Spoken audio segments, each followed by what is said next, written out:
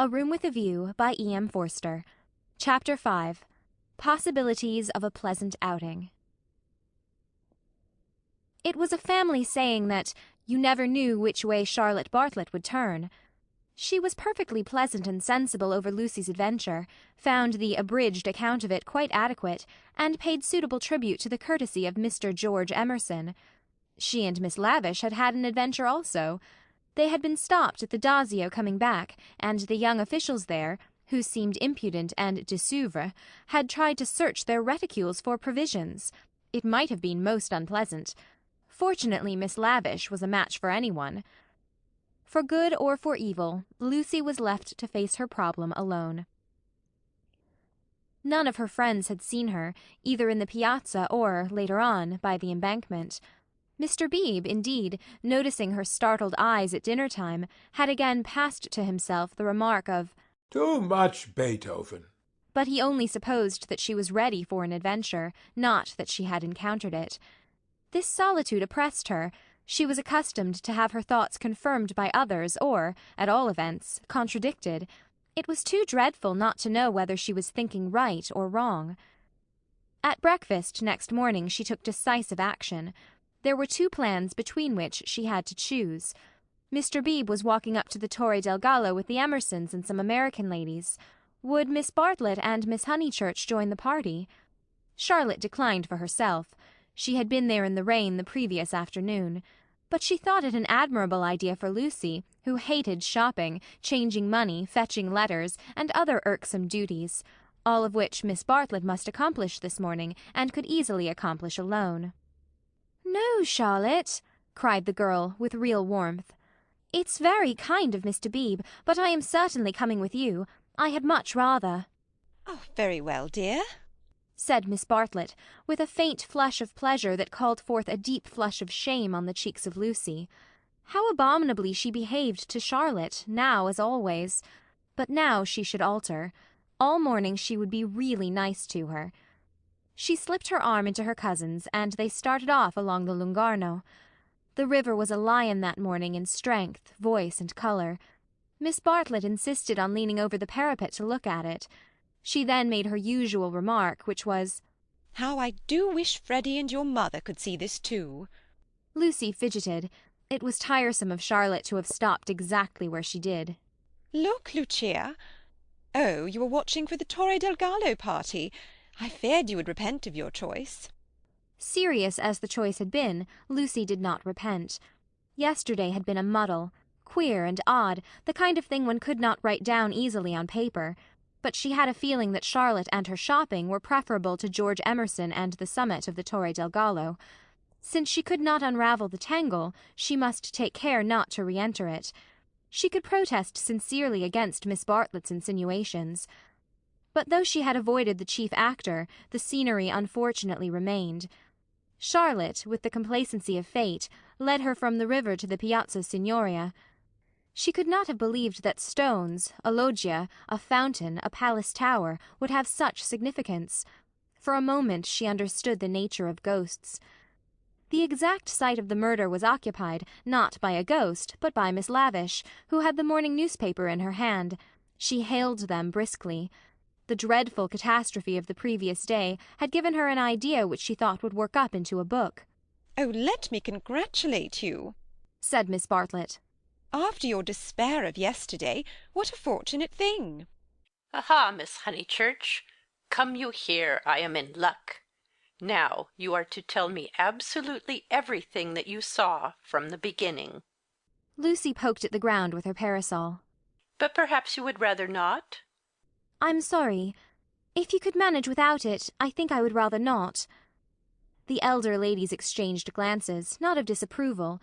It is suitable that a girl should feel deeply. "It is I who am sorry," said Miss Lavish.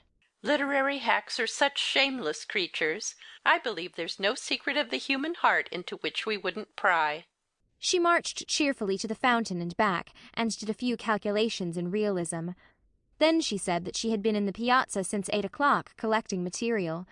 A good deal of it was unsuitable, but of course one always had to adapt. The two men had quarrelled over a 5-franc note. For the 5-franc note she should substitute a young lady, which would raise the tone of the tragedy, and at the same time furnish an excellent plot. What is the heroine's name? Asked Miss Bartlett. Leonora, Said Miss Lavish. Her own name was Eleanor. I do hope she's nice. That desideratum would not be omitted. And what is the plot? Love, murder, abduction, revenge was the plot. But it all came while the fountain plashed to the satyrs in the morning sun. I hope you will excuse me for boring on like this. Miss Lavish concluded. It is so tempting to talk to really sympathetic people. Of course, this is the barest outline. There will be a deal of local colouring, descriptions of Florence and the neighbourhood, and I shall also introduce some humorous characters. And let me give you all fair warning, I intend to be unmerciful to the British tourist. Oh, you wicked woman! Cried Miss Bartlett. I am sure you were thinking of the Emersons. Miss Lavish gave a Machiavellian smile. I confess that in Italy my sympathies are not with my own countrymen. It is the neglected Italians who attract me, and whose lives I am going to paint so far as I can. For I repeat and I insist, and I have always held most strongly, that a tragedy such as yesterday's is not the less tragic because it happened in humble life. There was a fitting silence when Miss Lavish had concluded. Then the cousins wished success to her labours, and walked slowly away across the square.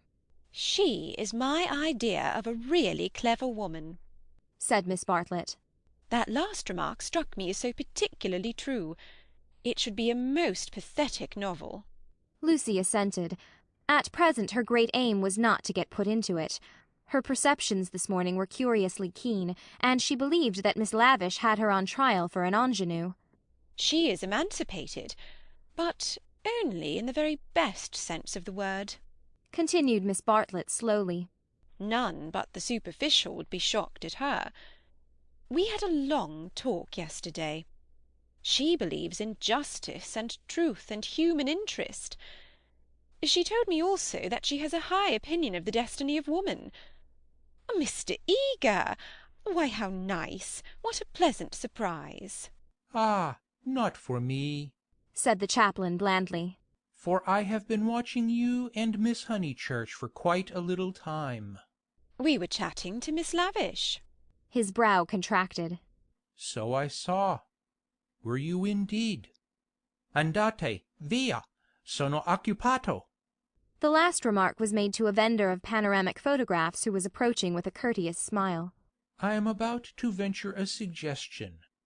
Would you and Miss Honeychurch be disposed to join me in a drive some day this week? A drive in the hills? We might go up by Fiesole and back by Settignano. There is a point on that road where we could get down and have an hour's ramble on the hillside. The view thence of Florence is most beautiful, far better than the hackneyed view of Fiesole. It is the view that Alessio Baldovinetti is fond of introducing into his pictures. That man had a decided feeling for landscape, decidedly. But who looks at it to-day? Ah, the road is too much for us. Miss Bartlett had not heard of Alessio Baldovinetti, but she knew that Mr. Eager was no commonplace chaplain. He was a member of the residential colony who had made Florence their home. He knew the people who never walked about with Baedekers, who had learnt to take a siesta after lunch, who took drives the pension tourists had never heard of, and saw by private influence galleries which were closed to them. Living in delicate seclusion, some in furnished flats, others in Renaissance villas on Fiesole's slope, they read, wrote, studied, and exchanged ideas, thus attaining to that intimate knowledge, or rather perception, of Florence, which is denied to all who carry in their pockets the coupons of Cook. Therefore an invitation from the chaplain was something to be proud of. Between the two sections of his flock he was often the only link, and it was his avowed custom to select those of his migratory sheep who seemed worthy, and give them a few hours in the pastures of the permanent. Tea at a Renaissance villa? Nothing had been said about it yet. But if it did come to that, how Lucy would enjoy it! A few days ago, and Lucy would have felt the same. But the joys of life were grouping themselves anew. A drive in the hills with Mr. Eager and Miss Bartlett, even if culminating in a residential tea-party, was no longer the greatest of them. She echoed the raptures of Charlotte somewhat faintly. Only when she heard that Mr. Beebe was also coming did her thanks become more sincere. "So we shall be a party-caree," said the chaplain. "In these days of toil and tumult one has great needs of the country and its message of purity. Andate via, andate presto, presto! Ah, the town! Beautiful as it is the town." They assented.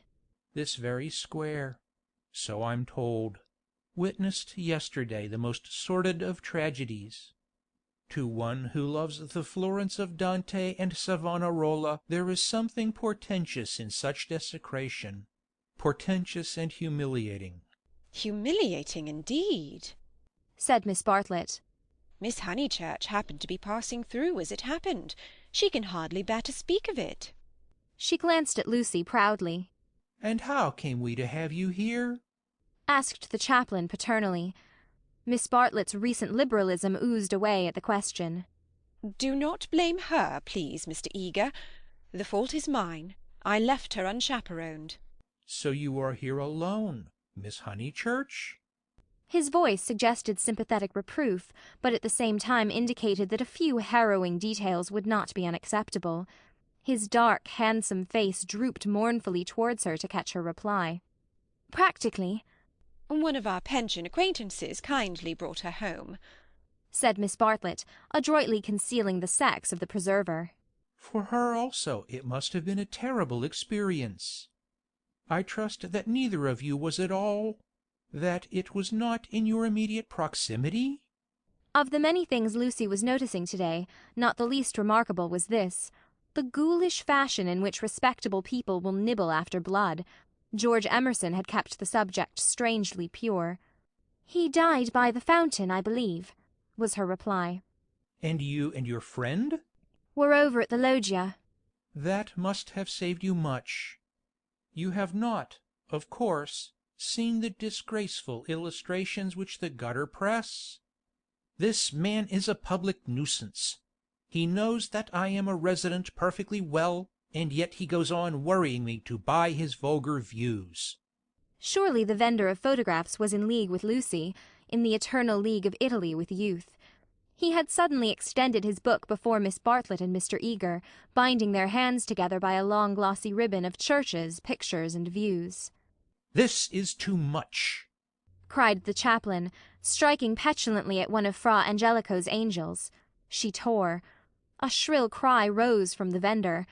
The book, it seemed, was more valuable than one would have supposed. "Willingly would I purchase—" began Miss Bartlett. "Ignore him," said Mr. Eager sharply, and they all walked rapidly away from the square. But an Italian can never be ignored, least of all when he has a grievance. His mysterious persecution of Mr. Eager became relentless. The air rang with his threats and lamentations. He appealed to Lucy. Would not she intercede? He was poor. He sheltered a family. The tax on bread. He waited, he gibbered, he was recompensed, he was dissatisfied, he did not leave them until he had swept their minds clean of all thoughts whether pleasant or unpleasant. Shopping was the topic that now ensued. Under the chaplain's guidance they selected many hideous presents and mementos: florid little picture frames that seemed fashioned in gilded pastry, other little frames, more severe, that stood on little easels and were carven out of oak, a blotting-book of vellum, a Dante of the same material, cheap mosaic brooches, which the maids, next Christmas, would never tell from real, pins, pots, heraldic saucers, brown art photographs, Eros and Psyche in alabaster, St. Peter to match, all of which would have cost less in London. This successful morning left no pleasant impressions on Lucy. She had been a little frightened, both by Miss Lavish and by Mr. Eager, she knew not why. And as they frightened her, she had, strangely enough, ceased to respect them. She doubted that Miss Lavish was a great artist. She doubted that Mr. Eager was as full of spirituality and culture as she had been led to suppose. They were tried by some new test, and they were found wanting. As for Charlotte, she was exactly the same. It might be possible to be nice to her, It was impossible to love her. The son of a labourer. I happen to know it for a fact. A mechanic of some sort himself when he was young. Then he took to writing for the socialistic press. I came across him at Brixton. They were talking about the Emersons. How wonderfully people rise in these days, sighed Miss Bartlett, fingering a model of the Leaning Tower of Pisa. Generally, replied Mr. Eager. One has only sympathy for their success. The desire for education and for social advance. In these things there is something not wholly vile. There are some working men whom one would be very willing to see out here in Florence, little as they could make of it. Is he a journalist now? Miss Bartlett asked. He is not. He made an advantageous marriage. He uttered this remark with a voice full of meaning, and ended with a sigh. Oh, so he has a wife? Dead, Miss Bartlett, dead. I wonder, yes, I wonder how he has the effrontery to look me in the face, to dare to claim acquaintance with me. He was in my London parish long ago. The other day in Santa Croce, when he was with Miss Honeychurch, I snubbed him. Let him beware that he does not get more than a snub. What? Cried Lucy, flushing. Exposure, hissed Mr. Eager. He tried to change the subject, but in scoring a dramatic point he had interested his audience more than he had intended. Miss Bartlett was full of very natural curiosity. Lucy, though she wished never to see the Emersons again, was not disposed to condemn them on a single word. "Do you mean," she asked, "that he is an irreligious man? We know that already." "Lucy, dear," said Miss Bartlett, gently reproving her cousin's penetration. I should be astonished if you knew all. The boy, an innocent child at the time, I will exclude. God knows what his education and his inherited qualities may have made him. "Perhaps," said Miss Bartlett, "it is something that we had better not hear." To speak plainly, said Mr. Eager. It is. I will say no more. For the first time Lucy's rebellious thoughts swept out in words, for the first time in her life. "You have said very little," It was my intention to say very little, was his frigid reply. He gazed indignantly at the girl, who met him with equal indignation. She turned towards him from the shop counter. Her breast heaved quickly. He observed her brow, and the sudden strength of her lips. It was intolerable that she should disbelieve him. Murder, if you want to know. He cried angrily. That man murdered his wife. How? She retorted. To all intents and purposes he murdered her. That day in Santa Croce, did they say anything against me? Not a word, Mr. Eager, not a single word. Oh, I thought they had been libeling me to you. But I suppose it is only their personal charms that make you defend them. I'm not defending them, said Lucy, losing her courage and relapsing into the old chaotic methods. They're nothing to me. How could you think she was defending them? Said Miss Bartlett, much discomfited by the unpleasant scene. The shopman was possibly listening. She will find it difficult. For that man has murdered his wife in the sight of God. The addition of God was striking, but the chaplain was really trying to qualify a rash remark. A silence followed, which might have been impressive, but was merely awkward. Then Miss Bartlett hastily purchased the Leaning Tower and led the way into the street. I must be going, said he, shutting his eyes and taking out his watch. Miss Bartlett thanked him for his kindness, and spoke with enthusiasm of the approaching drive. Drive? Oh, is our drive to come off? Lucy was recalled to her manners, and after a little exertion the complacency of Mr. Eager was restored. "Bother the drive!" exclaimed the girl, as soon as he had departed. "It is just the drive we had arranged with Mr. Beebe, without any fuss at all. Why should he invite us in that absurd manner? We might as well invite him. We are each paying for ourselves." Miss Bartlett, who had intended to lament over the Emersons, was launched by this remark into unexpected thoughts. If that is so, dear, If the drive we and Mr. Beebe are going with Mr. Eager is really the same as the one we are going with Mr. Beebe, then I foresee a sad kettle of fish. How? Because Mr. Beebe has asked Eleanor Lavish to come too. That will mean another carriage. Far worse. Mr. Eager does not like Eleanor. She knows it herself. The truth must be told. She is too unconventional for him. They were now in the newspaper room at the English Bank. Lucy stood by the central table, heedless of Punch and the Graphic, trying to answer, or at all events to formulate the questions rioting in her brain. The well-known world had broken up, and there emerged Florence, a magic city where people thought and did the most extraordinary things. Murder, accusations of murder, a lady clinging to one man and being rude to another. Were those the daily incidents of her streets? Was there more in her frank beauty than met the eye? The power, perhaps, to evoke passions, good and bad, and to bring them speedily to a fulfilment. Happy Charlotte, who, though greatly troubled over things that did not matter, seemed oblivious to things that did, who could conjecture with admirable delicacy where things might lead to, but apparently lost sight of the goal as she approached it. Now she was crouching in the corner, trying to extract a circular note from a kind of linen nose-bag which hung in chaste concealment round her neck. She had been told that this was the only safe way to carry money in Italy. It must only be broached within the walls of the English Bank. As she groped, she murmured, "Whether it is Mr. Beebe who forgot to tell Mr. Eager, or Mr. Eager who forgot when he told us, or whether they have decided to leave Eleanor out altogether, which they could scarcely do. But in any case we must be prepared. It is you they really want. I am only asked for appearances. You shall go with the two gentlemen, and I and Eleanor will follow behind. A one-horse carriage would do for us. Yet how difficult it is." "It is indeed," replied the girl, with a gravity that sounded sympathetic. "What do you think about it?" asked Miss Bartlett, flushed from the struggle and buttoning up her dress.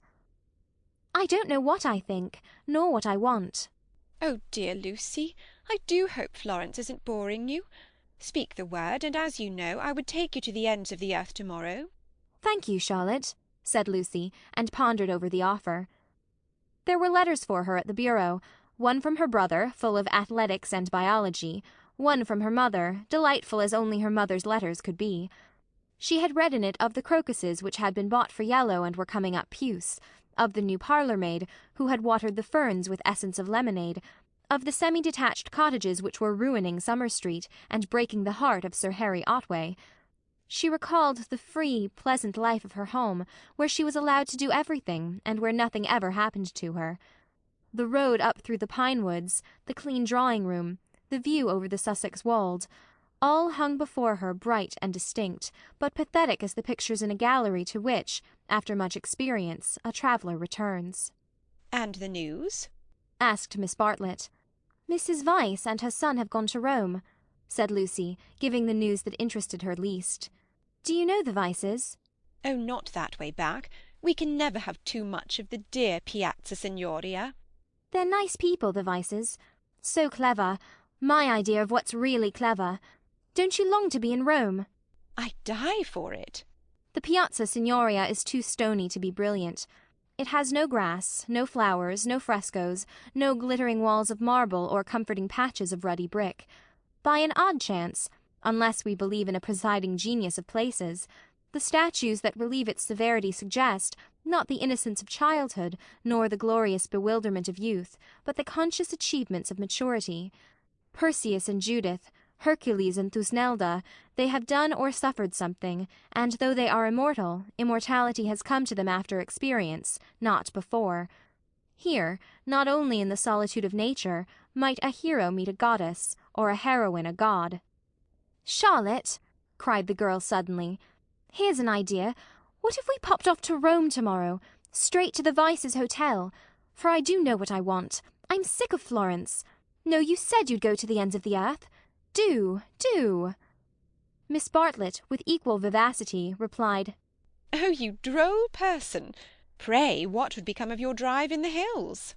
They passed together through the gaunt beauty of the square, laughing over the unpractical suggestion. End of chapter 5.